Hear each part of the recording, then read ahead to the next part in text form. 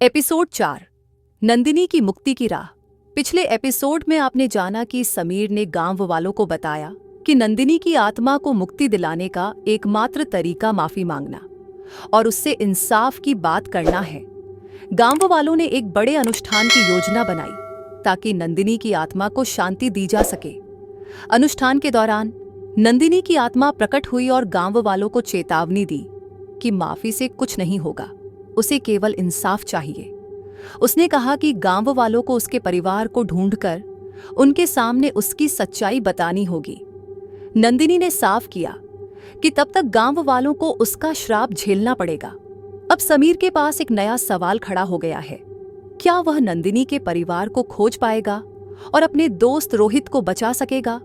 जानने के लिए कहानी को पूरा सुनिए, लेकिन उससे पहले आप सबसे रिक्वेस्ट है कि वीडियो को लाइक और चैनल को सब्सक्राइब करना बिल्कुल ना भूलें। आपका प्यार और साथ ही हमें मोटिवेट करता है। तो चलिए कहानी को आगे बढ़ाते हैं। समीर ने किताब में लिखे शब्दों को बार बार पढ़ा। जिसने दर्द दिया उसने श्राप को जन्म दिया। केवल माफी और पश्चाताप ही उसे शांत कर सकते हैं। उसे यकीन हो चला था कि नंदिनी को मुक्ति दिलाने का यही एकमात्र रास्ता था। उसने तय किया कि वह अगली सुबह गांव वालों से इस बारे में बात करेगा। सुबह होते ही समीर ने मुखिया को पूरी बात बताई और कहा कि केवल पश्चाताप ही नंदिनी की आत्मा को शांति दे सकता है। मुखिया ने गांव के कुछ बुजुर्गों को इकट्ठा किया और सबने इस पर चर्चा शुरू की। मुखिया ने गांव वालों से कहा, अगर समीर की बात सच है तो नंदिनी की आत्मा को मुक्ति देने के लिए हमें उसके साथ किए अन्याय को स्वीकारना होगा और उससे माफी मांगनी होगी। शायद तभी वह हमें और हमारे गांव को छोड़ देगी। लोगों ने कुछ सोचते हुए कहा, लेकिन नंदिनी के साथ जो हुआ वो तो हमारे पूर्वजों ने किया था। हमें क्या पता कि वो हमें माफ करेगी या नहीं। समीर ने हिम्मत जुटाकर कहा, हमें कोशिश तो करनी ही होगी। यदि उसने रोहित को नहीं छोड़ा तो उसकी आत्मा हमें भी चैन से नहीं जीने देगी। अंत में गांव वालों ने सहमति जताई। सभी ने फैसला किया कि अगले दिन कुएं के पास एक अनुष्ठान किया जाएगा जहां नंदिनी से माफी मांगी जाएगी। इसके बाद वे आत्मा की मुक्ति के लिए प्रार्थना करेंगे। रात गहरी हो चुकी थी। गांव के लोग अपने घरों में दुबके हुए थे। समीर अब भी अनुष्ठान की योजना बना रहा था। तभी उसके कमरे की खिड़की के पास से एक ठंडी हवा का झोंका आया और उसकी मोमबत्ती बुझ गई। समीर ने तुरंत टॉर्च उठाई और रोशनी करने की कोशिश की, लेकिन टॉर्च बार बार झपकने लगी। अचानक एक आवाज गूंज उठी, तुम्हें लगता है कि माफी से सब कुछ ठीक हो जाएगा? समीर ने घबराकर पीछे देखा। उसकी आंखों के सामने वही धुंधली परछाई खड़ी थी, नंदिनी की आत्मा।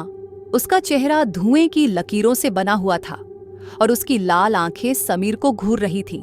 मैंने तुमसे कहा था कि मुझसे इंसाफ मांगो, लेकिन अब तुम मुझसे माफी मांगने की बात कर रहे हो। क्या तुमने मेरे दर्द को महसूस किया है? उसकी आवाज में दर्द और गुस्सा था। समीर ने कांपते हुए कहा, हम सब मिलकर तुम्हें मुक्ति देना चाहते हैं नंदिनी। हमसे जो भी गलती हुई है हम उसके लिए माफी मांगने को तैयार हैं।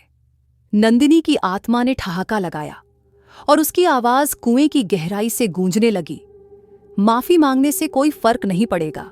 मैंने जो दर्द सहा है वो तुम लोगों की माफी से नहीं मिट सकता। तुम्हारे पास बस एक ही विकल्प है। जो दर्द मैंने सहा है वो तुम सबको भी महसूस करना होगा। समीर के हाथ पैर कांपने लगे। नंदिनी की आत्मा गायब हो गई, लेकिन उसकी हंसी का भयानक स्वर अभी भी समीर के कानों में गूंज रहा था। अगली सुबह समीर ने मुखिया और गांव के अन्य लोगों को नंदिनी की चेतावनी के बारे में बताया।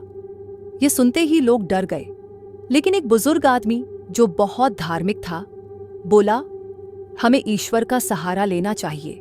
माफी मांगने के साथ हमें प्रायश्चित भी करना होगा। शायद तभी नंदिनी हमें माफ कर दे।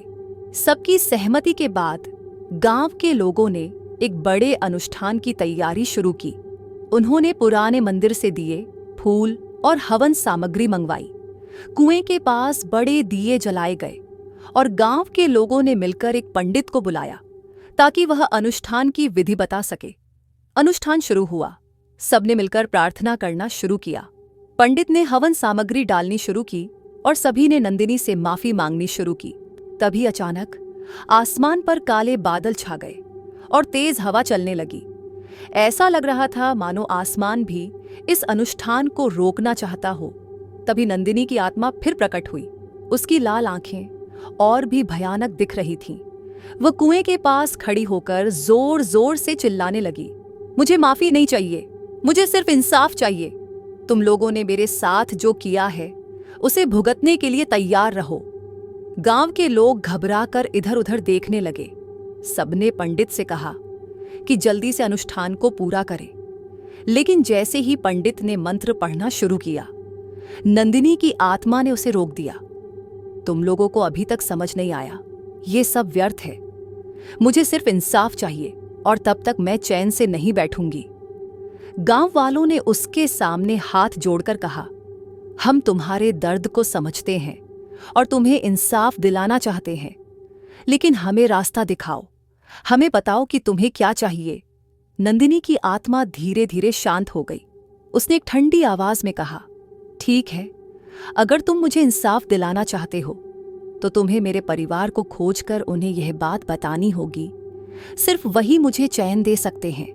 तब तक तुम सब मेरे श्राप से बंधे रहोगे।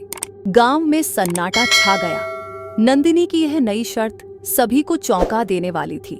उसका परिवार कौन था और कहां था, ये कोई नहीं जानता था। अगले एपिसोड में जानिए, क्या समीर नंदिनी के परिवार को ढूंढ पाएगा?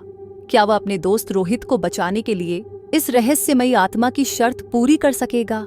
जानने के लिए बने रहिए आपके अपने चैनल डर की दस्तक के साथ और चैनल को सब्सक्राइब करना ना भूलें।